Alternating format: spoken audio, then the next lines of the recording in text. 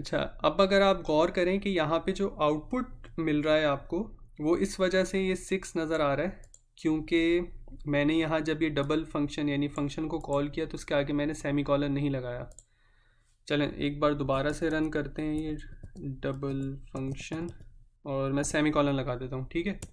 तो इनपुट तो ये वैसे ही मांगेगा जैसे पहले मांग रहा था, यानी कि दोबारा से 3 इनपुट दे देते हैं। और अब आप देखें यहाँ पे आपको आउटपुट में कुछ भी नहीं शो कर रहा, ठीक है। लेकिन ऑफ कोर्स वर्क स्पेस में आंसर आपको शो कर दिया उसने 6, लेकिन आपको यहाँ डिस्प्ले नहीं कर रहा। आम तौर पे हम करते ये हैं कि इस तरह से ना सेमी कॉलन ही लगाते हैं, क्योंकि अगर आप सेमी कॉलन ना लगाएं, और हमने पहले भी चीज़ डिस्कस की है कि अगर सेमी कॉलन ना लगाएं तो फिर बहुत सारे आउटपुट आपकी पूरी स्क्रीन भर देते हैं। तो आम तौर पे सेमी कॉलन को लगाया जाता है, लेकिन अगर सेमी कॉलन लगा रहे हैं तो आपको कुछ आउटपुट नज़र नहीं आ रहा, तो आप खुद से आउटपुट को डिस्प्ले कर सकते हैं, ठीक है। वो किस तरह से करते हैं, तो ये फंक्शन ऐसे ही रहेगा, ठीक है। यहाँ पे फंक्शन को कॉल किया डबल फंक्शन, यहाँ पे आपने इसको इनपुट मांग लिया b, और यहाँ पे आपने a एज एन आउटपुट आ गया, ठीक है। लेकिन अब आप इस आउटपुट को डिस्प्ले यहाँ पर नहीं होने दे रहे, ठीक है, बल्कि अलग से इसको डिस्प्ले करेंगे। तो वो किस तरह से करेंगे, जैसे मैंने यहाँ पे इनपुट को हटा के खुद से इनपुट मांगा, यानी कि ब्रैकेट में b लिखा हुआ था तो उसको हटा के मैंने एक इनपुट की कमांड यूज़ की। बिल्कुल इसी तरह आउटपुट को यहाँ से हटा दें, ठीक है। अब मैं कोई आउटपुट नहीं मांग रहा, और मैं सिर्फ चाहता हूँ कि आउटपुट डिस्प्ले हो जाए, ठीक है। मुझे वो आउटपुट यूज़ नहीं करना, सिर्फ मैं उसको डिस्प्ले करना चाहता हूँ। तो डिस्प्ले के लिए हमारे पास एक कमांड होती है प्रिंट की, ठीक है, प्रिंट करने की। तो वो किस तरह से यूज़ करते हैं, एफ प्रिंट एफ, ठीक है। सी या C++ यूज़ करें तो उसमें सिर्फ प्रिंट एफ होता है, लेकिन मैटलैब में एफ प्रिंट एफ, ठीक है। और ब्रैकेट खोलें, और अब जैसे ही आपने यहाँ पे ब्रैकेट खोला तो दोबारा से बिल्कुल जैसे यहाँ टेक्स्ट आपने डाला है वैसे ही टेक्स्ट यहाँ पे भी आप डाल सकते हैं।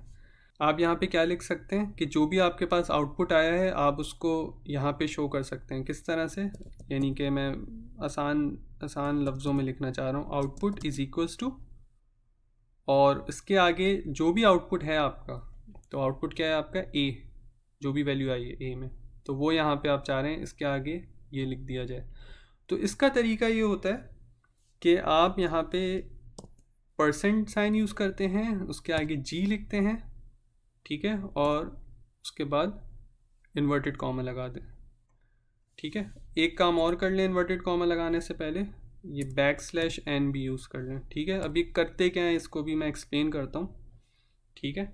और जो आउटपुट वैल्यू आपको देखनी है, यानी कि इस बार आउटपुट आपके पास है a, ठीक है, तो वो a यहाँ लिख दें और ब्रैकेट क्लोज कर दें। तो ये अभी मैं एक्सप्लेन करता हूँ कि यहाँ पे ऐसा हुआ क्या है, और इसको सेव कर लें, ये सेव नहीं भी करें बस यहाँ क्लिक कर दें, खुद ही सेव हो जाएगा, ठीक है।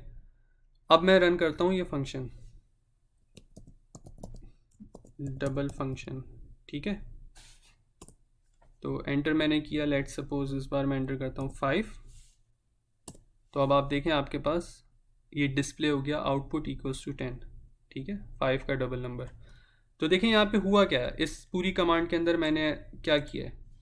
सबसे पहले तो ये देखें कि यहाँ पर जो आपको दिख रहा है, जो मैंने इनपुट दिया है, यानी कि जो भी टेक्स्ट लिखा है उसमें और इसमें क्या रिजेम्बलेंस है, ठीक है, ये एक जैसे कहाँ दिख रहे हैं। तो स्टार्ट देखें मैंने इन्वर्टेड कॉमा के बाद से किया आउटपुट, तो यहाँ पे भी आपको वही दिख रहा है आउटपुट, उसके बाद स्पेस, यहाँ पे भी स्पेस, इक्वल्स टू स्पेस। तो यहाँ तक तो ये हिस्सा एज इट इज़ यहाँ आ गया, ठीक है। और ऑफ कोर्स आना भी चाहिए, क्योंकि यहाँ पे मैंने कोई एक्स्ट्रा फीचर्स यूज़ नहीं किए, सिंपल टेक्स्ट है, ठीक है, नथिंग डिफरेंट, तो नथिंग स्पेशल। तो उसके बाद देखें मैंने क्या यूज़ किया, %g। चलें फ़िलहाल अभी सिर्फ समझने के लिए मैं ये ज़रा मिटा देता हूँ, और यहाँ मैंने यूज़ किया है %g।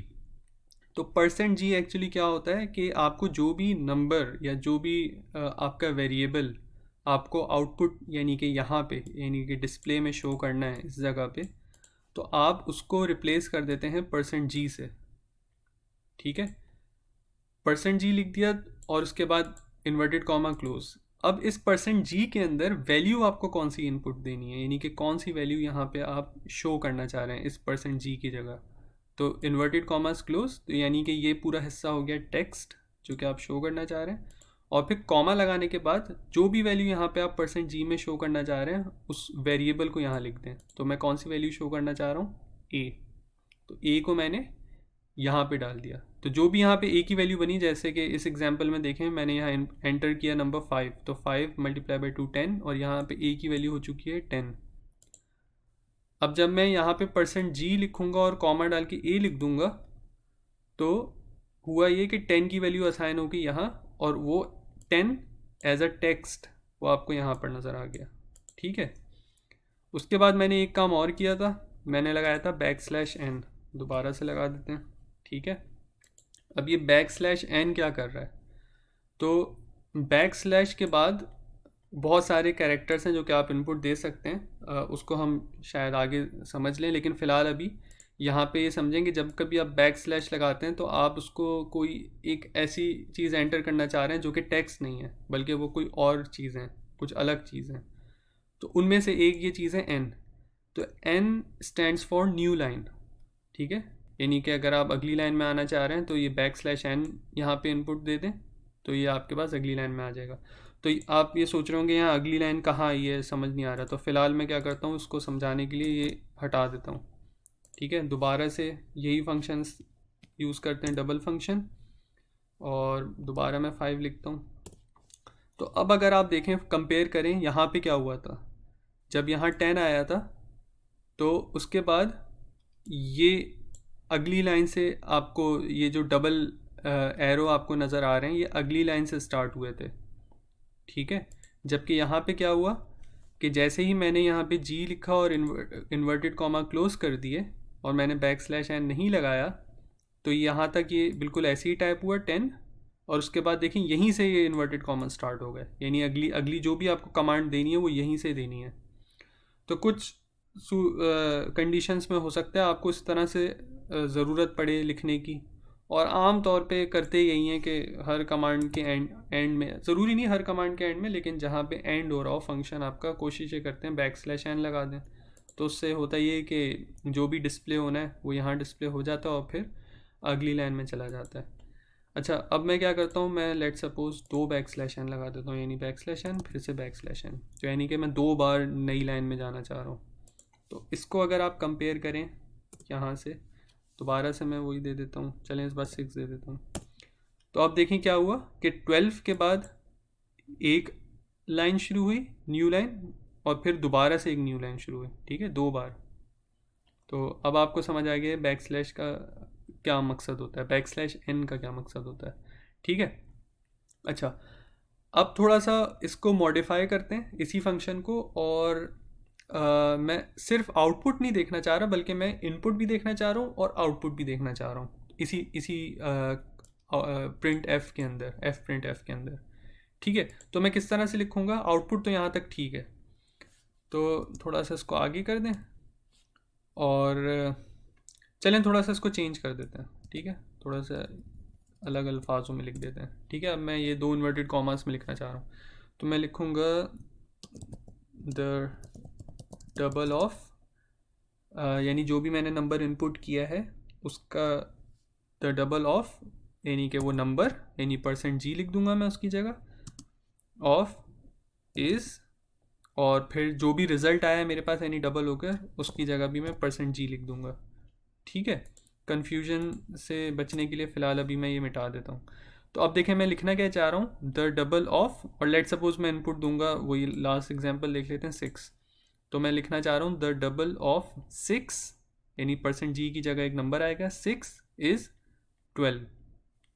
तो अब आप कहाँ पे 6 डालना चाह रहे हैं और कहाँ पे 12 डालना चाह रहे हैं, तो जो चीज़ पहले आई है, यानी कि ये वाला %g पहले आया है, तो यहाँ पे आप क्या डालना चाह रहे हैं, द डबल ऑफ 6, यानी इनपुट वैल्यू डालना चाह रहे हैं, और इनपुट आपने क्या वैल्यू दी है, b, यानी b आपका वेरिएबल है।